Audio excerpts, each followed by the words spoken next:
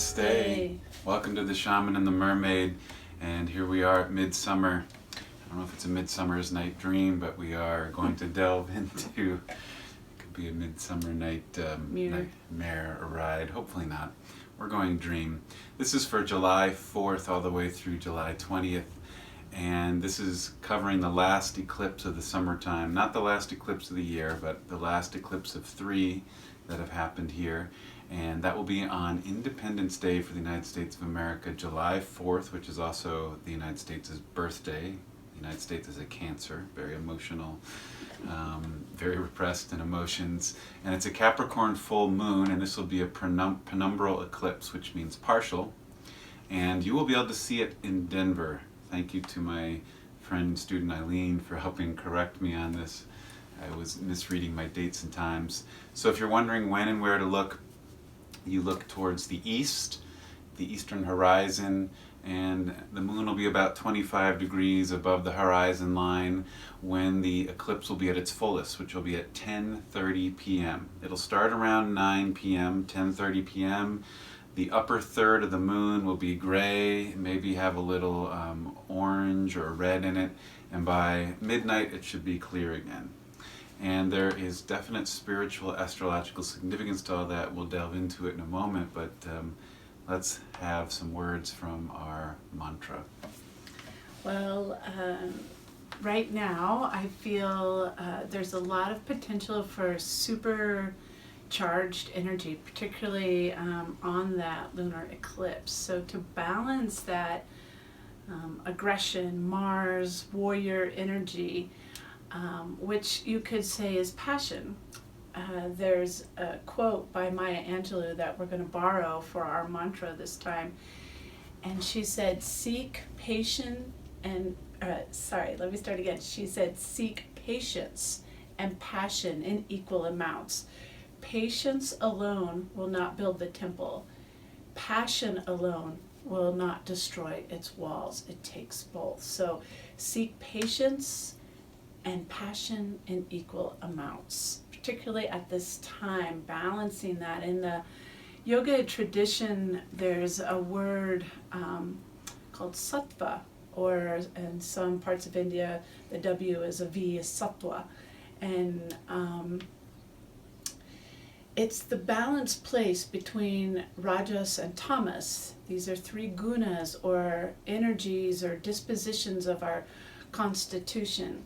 And so patience, you could say, is that tamasic or tamas energy, and passion is that rajasic energy. And sattva is the middle place between the two that's going to hold that in balance or equilibrium. And so trying to find sattva for ourselves, if you're familiar with that in yogic terms, would be another way to say this mantra at the time. I like that, the gunas for patience and passion. Good weaving in. Thanks. Well, this full moon eclipse in Capricorn, it's being activated and further highlighted by Mars, who has just gone into Aries. That was my warrior Aries Mars motion. And we were saying in the last report, well, just updated here, that this is one of the more significant aspects of the year, and for the rest of the year into January 2021. Mars usually spends about 6 to 8 weeks in a sign, and he will be in Aries for 6 months. His home base. His home base. It's like warrior in Warriorville. And for this eclipse, the warrior in his home base for 6 months, he is squaring the eclipse and the moon's nodes. On the 4th of July. On the 4th of July. Oh! Probably want to howl at this one. That's a nod to Kaipacha, that's for a sure. nod to our teacher Kaipacha. He's a howler. So Mars squaring the nodes. This eclipse is on the south node. The south node has to do with past lives, karma, things that need to be healed, things that are out of balance, particularly if we put it into the world context for the collective. And it's all out of balance, things that need to be healed around Capricorn. What's Capricorn? Capricorn's the patriarch, the systems, the structures, the government, the institutions.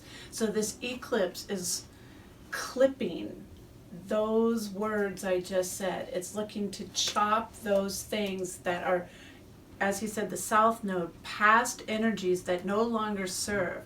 And I just gotta throw this in here because it's a good time to talk about that warrior energy that could get out of balance.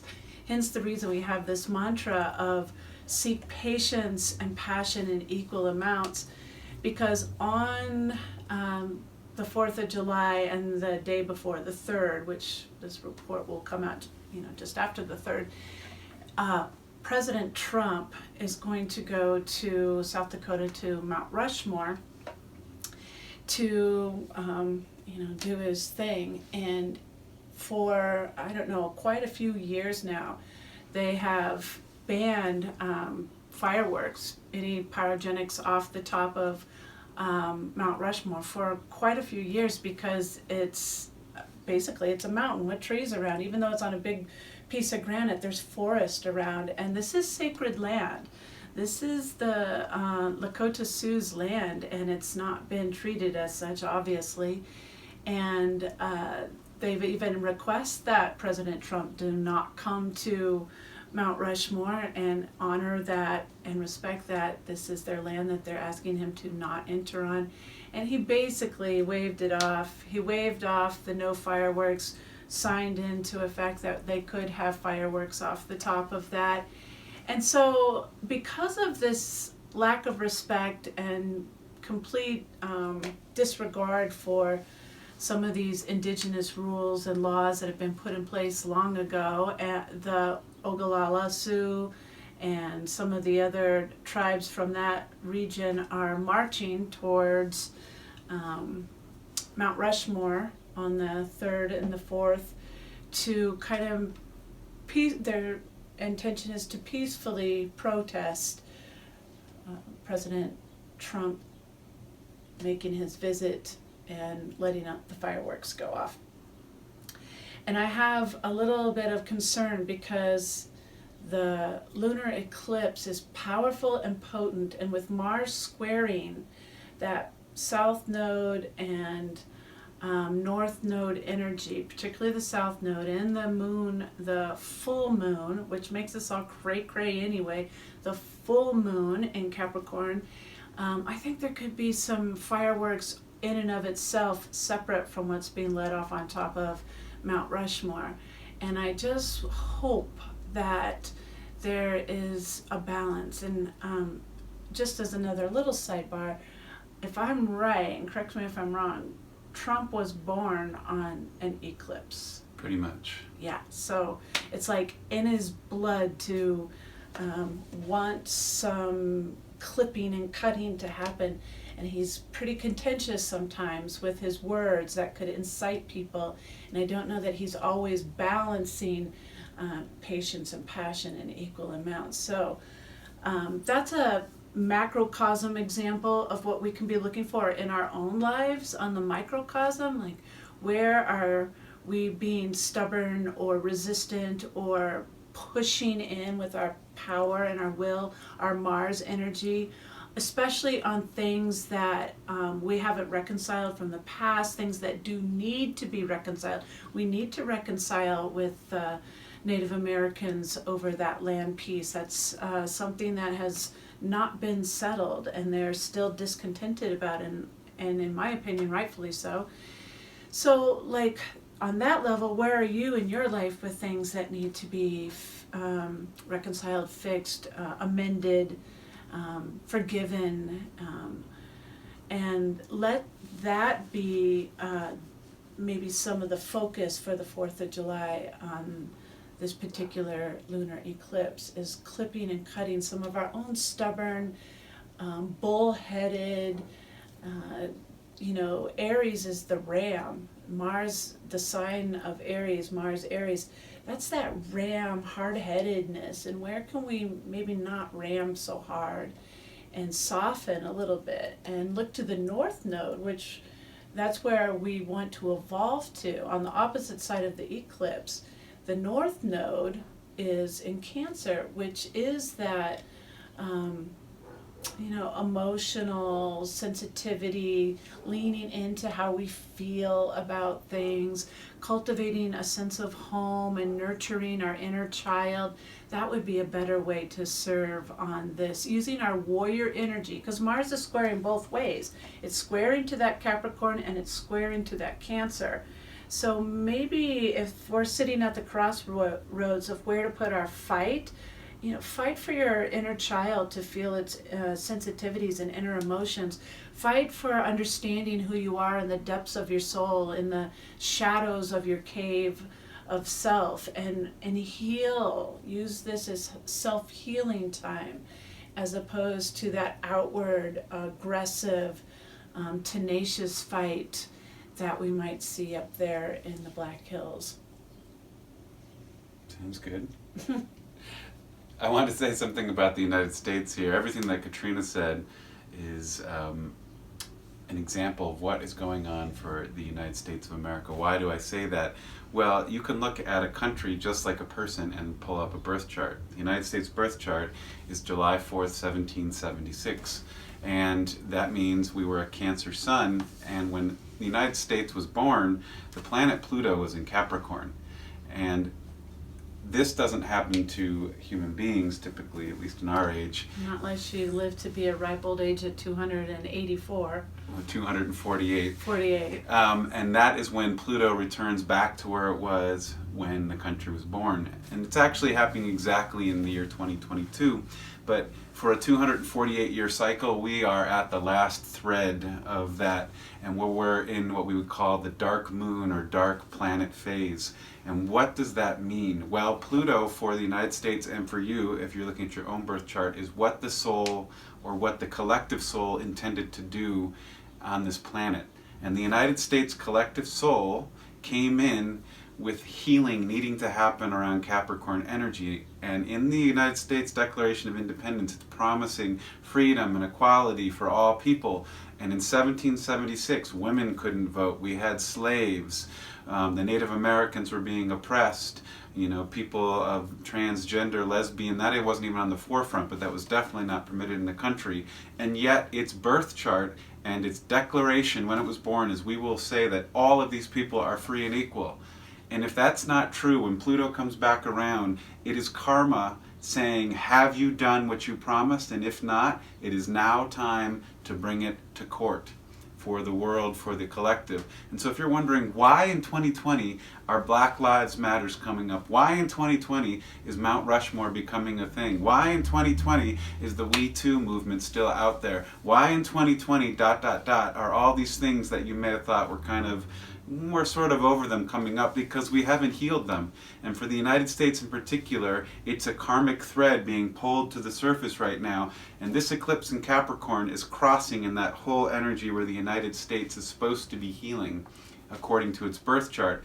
And to the North Node point, the United States' Pluto polarity point is in Cancer, which means it's supposed to be or intending by its evolutionary path to evolve into more Cancerian energy.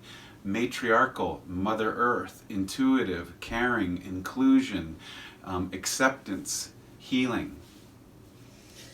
Got a little ways to go, folks, feels like. And so what he's saying is it's a Pluto return. That would be the technology or the language we would use around that. A Pluto return for our country is happening basically now to 2022. As you said, that's the actual date of it. It will be July 4th, 2022, but we're in the shadow of it. And so any time when you have any planet making a return, starting, that means it makes a journey all the way around and back to where it was on your chart from the very beginning.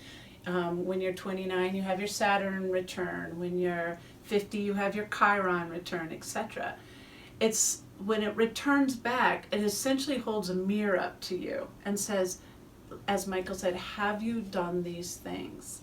And then when you say yes or no, like, yes, I worked through these things, like Saturn return is working on your karmas, and Chiron return is working on the wounds that you carry from this lifetime and other lifetimes. And Pluto, as he said, is the soul's evolution of itself, like being in its highest way? Are we being what we have declared as souls to be, as a nation to be? And we are so far off the mark. So we're going to have to take another lap around, because that's what happens is you like, nope, you didn't do it, go again. And it's even more uphill. You know, it's a spiral. We're going upward around as we evolve, evolution. So on this first track around, if we could have got this would have been a really nice, you know, yeah, we're equal, we're in love, we're in harmony, we're in balance. We're not there. So we go again, and it's going to be just a little bit more of an uphill climb for us as a collective nation of people, as well as around the world. I mean, the United States of America obviously is not the only ones that haven't picked up the whole concept of equality and equity. So, you know, it's not just the good old US of A, but it is definitely where we're at as a country right now, things to look at. And we're on fire with it because of that Mars energy. And as Michael said at the very beginning, Mars is going to be in Aries for 6 months. So for the remainder of this year, it's going to be an aggressive focus. So back to the mantra, seek patience and passion in equal amounts. Because with all of that push for aggression, which that aggressive energy, that warrior energy, could be for passion. It could be to build these bridges between people, to build these structures and concepts and use that passion for creative genius. But oftentimes it becomes defensive walls. We use our aggression to build up walls that separate us even more, or to harm or hurt one another. We lash out in our defensive behavior.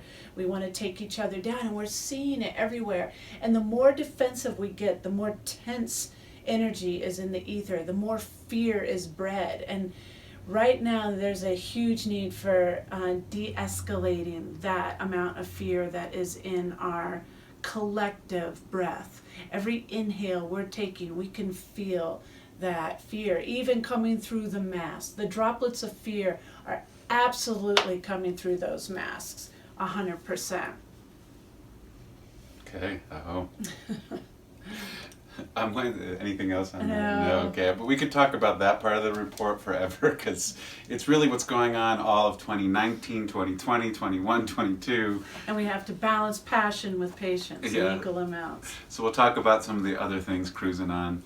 On Wednesday, July 8th, the planet Mercury, which is still retrograde for another week or so, is going to square Mars. Again, Mars. That warrior that's squaring the karmic axis. And so this is the communicator. I used my Toastmaster's hand right there. Yes. The communicator will be squaring the warrior. And so this can be, gotta say something, and it can be fierce.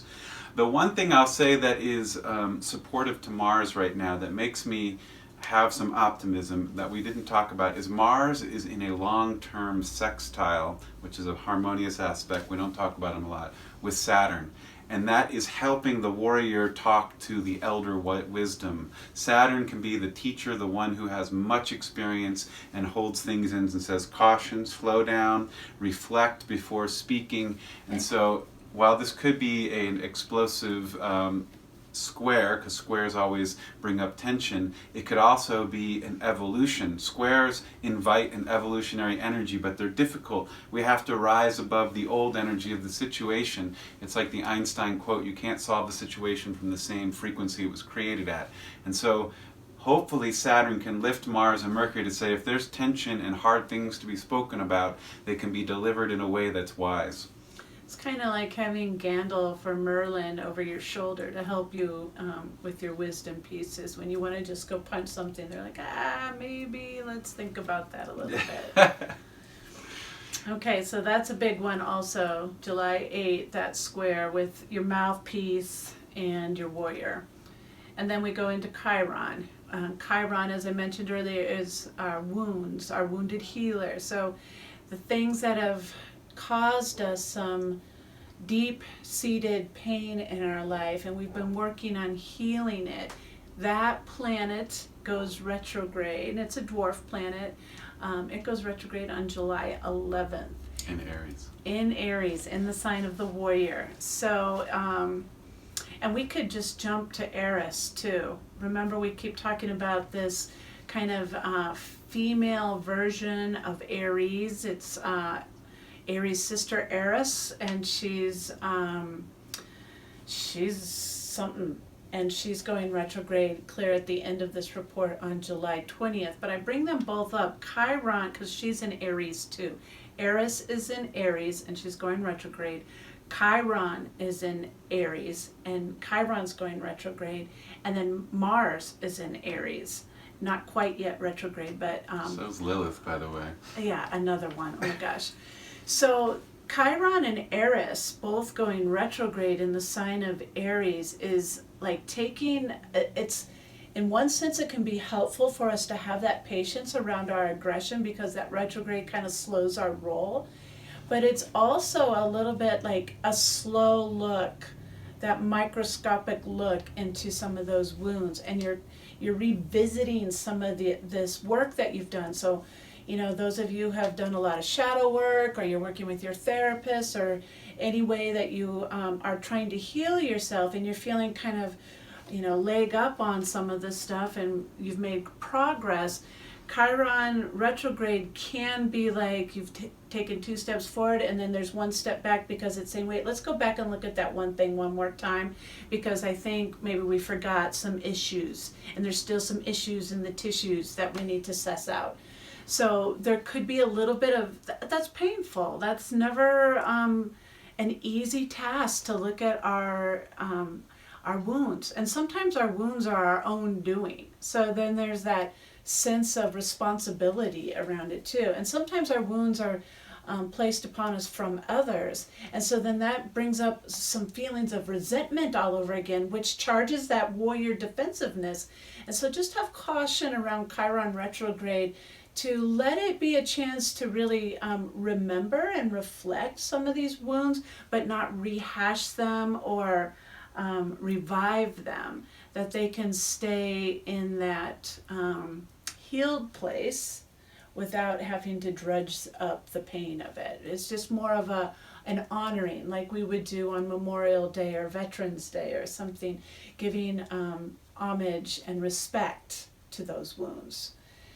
And then we move on July 12th, which I think is a pretty significant day to hold on to in your memory too for upcoming stuff.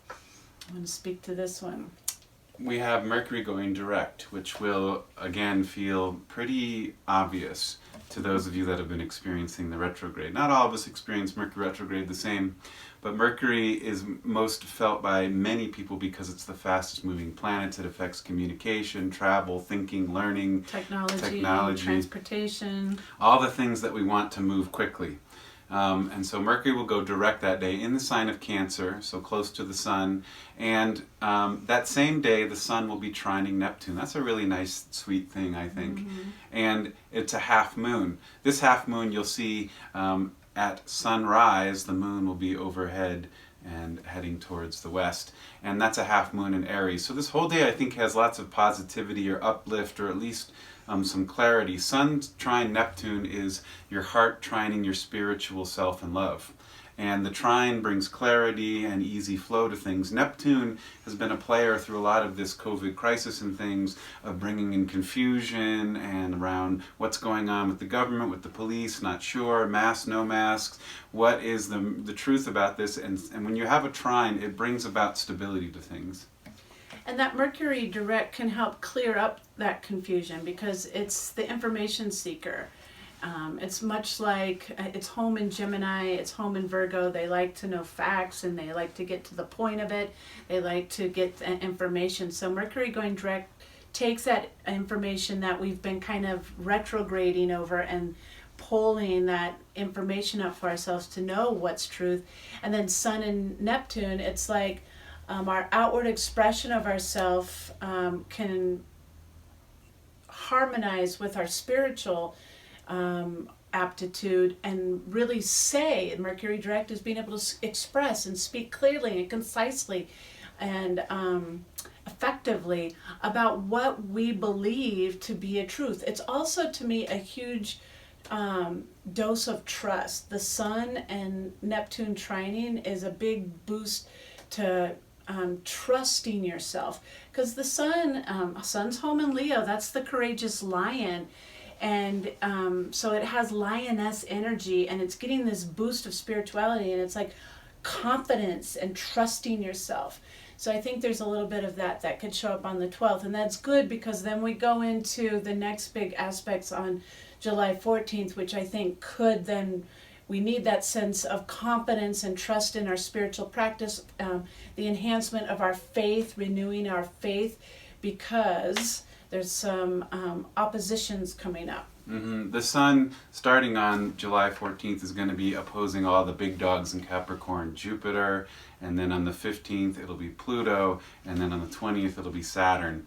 And this is going to it's like a full moon effect on that conjunction between Pluto, Jupiter, and Saturn that's been happening all year. And so they've been coming together and separating those big dog planets in Capricorn, and then the Sun will be opposite them, and it's like shining the light of the heart on it and saying, what is the full meaning of all of this? What is going on? What do we want to understand here? And it can both be a revelatory day and also an eye-opening day. It's like the great light, the star, the sun, the supporter of our life force is opposite of the soul, of big truth, and of karma. And it's like, what is all of this? And the Sun can tend to be a very passionate, again, it's the lion, it can be very passionate about things. And so it might want to just like jump and pounce at these questions, and they're sitting across the table from each other, the Sun versus these three big elder planets, and that could feel a little aggressive and a little challenged. And so the mantra again of seek patience and passion in equal amounts would be really beneficial at this particular day, because also on that same day that the Sun is in opposition to Jupiter, and basically the next day after that opposition to Saturn, and a couple days opposition to Saturn, it's going to have this conjunction of Mars and Chiron are going to be in conjunction at the same time. So that means that wounded healer, who's in the sign of Aries, is going to nestle right up next to the warrior. And so when when somebody starts to poke in at you when you're not feeling so, you're feeling a little tender, you're feeling your wounds a little bit, and somebody starts poking, you're just like, you want to smack them, and you get a little defensive. So there's a chance for defensiveness on the 14th of July, with all of that, the opposition of the Sun to the trio of elder planets, and Sun conjunct Chiron. So that's a good day for the mantra to come in. Seek patience and passion in equal amounts. Whew. That's a lot. Yep. And the next week we'll be talking about the Cancer new moon, which will be on July 20th, that same day that Eris goes retrograde. So we'll be revisiting her. What would you like to tell the people to do on July 4th? Well, we're going camping. We're getting away from urban life. And ironically, without knowing that Trump was going to the Black Hills, that's where my extended family lives. My great aunt and my great uncle and my cousins live up there, and every July, not every July, but most often in the summer, we take a trip up there. And we just happen to be going to the Black Hills at the same time that Trump's going to be leaving the Black Hills. And I'm really a little anxious about that, to be honest, because I tend to not let my passion and patience be in equal amounts. Hence the mantra, I'm trying to keep it all contained for myself. These mantras are mostly something that we're feeling in our own lives. That's why we share it with you. So the message I would say to you is the same message I'm saying to me, is just really try to stay in that sattva place, that sweet spot in between the two. Stand for what's right and speak your voice, especially with Mercury direct, but do it in a compassionate and the word that is coming up is grace.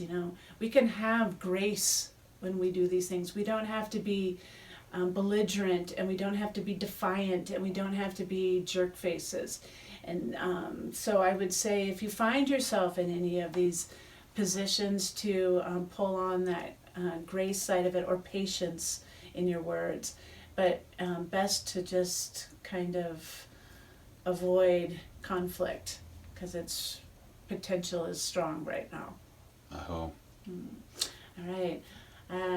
Enjoy your 4th of July, however you are spending it, and we wish you a safe and happy rest of your July, and we'll see you, when we're moving into Leo, right? Mm-hmm. Yeah, the lion. All right. Namaste.